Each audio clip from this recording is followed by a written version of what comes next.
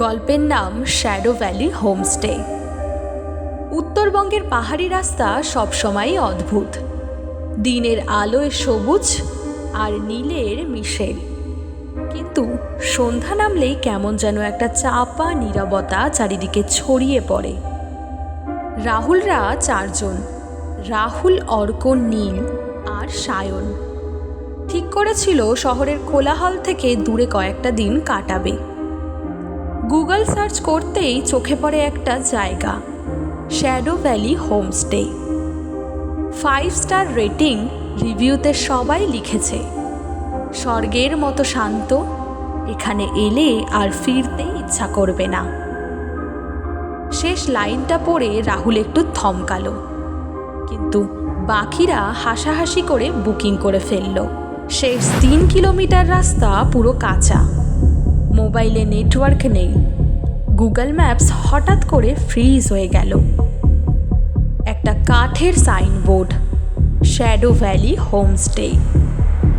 বোর্ডটা যেন নতুন রং করা, কিন্তু তার পেছনের কাঠটা পচে গেছে। বাড়িটা সামনে এলো যখন সূর্য প্রায় ডুবে গেছে।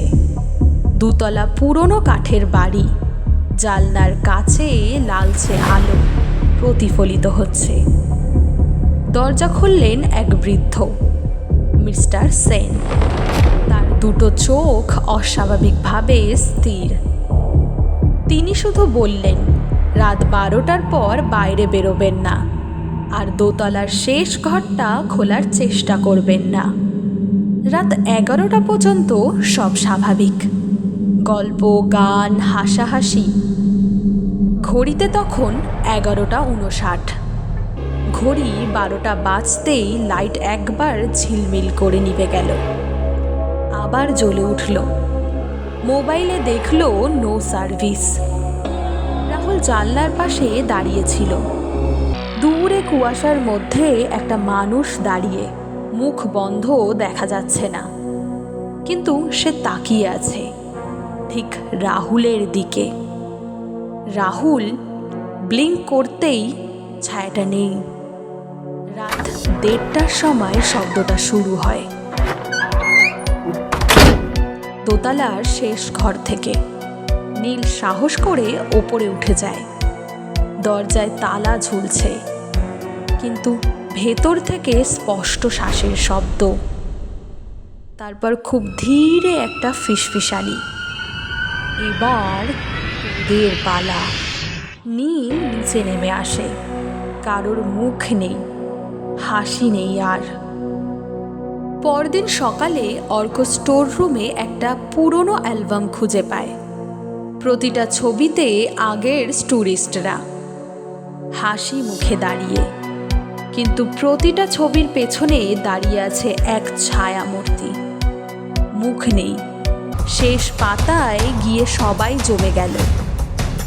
ওটা তাদের গতকালের ছবি। বাড়ির সামনে দাঁড়িয়ে 4 জন, কিন্তু তারা তো সেই ছবি তোলেনি। আর তাদের পেছনে দাঁড়িয়ে আছে সেই ছায়াটা। তারা গ্রামে গিয়ে খোঁজ নেয়। এক বৃদ্ধা ধীরে ধীরে বলে, ওটা আগে মানসিক হাসপাতাল ছিল, আগুন লেগে সব পুড়ে যায়। একজন রোগী বেঁচে যায়। সে বিশ্বাস করত পৃথিবীর সব মানুষই ভুয়ো, সবাই তার শত্রু। তারপর থেকে ওখানে মাঝে মাঝে আলো জ্বলে ওঠে। রাতে রাহুল বাথরুমে যায়, আয়নায় নিজের মুখ দেখে, কিন্তু আয়নার ভেতরে রাহুল হাসছে। বাস্তবে সে হাসছে না। আয়নার ভেতরের রাহুল ফিসফিস করে বলে, তুমি তো এখানেই থাকো। রাহুল পিছিয়ে যায়। আয়নায় আবার স্বাভাবিক মুখ। রাত 2:30। তারা ঠিক করে এখনই পালাবে। গেট পেরিয়ে বাইরে যায়, কিন্তু রাস্তা নেই। চারপাশে শুধু কুয়াশা। ফিরে তাকালে হোমস্টে নেই। দাঁড়িয়ে আছে একটা পুরনো পোড়া হাসপাতাল বিল্ডিং। বোর্ডে লেখা ওয়ার্ড 13। মিস্টার সেন সামনে এসে দাঁড়ান। তার চোখে কোনো আলো নেই। অতিথিরা কখনো যায় না, তিনি বললেন। ওরা শুধু রুম বদলায়।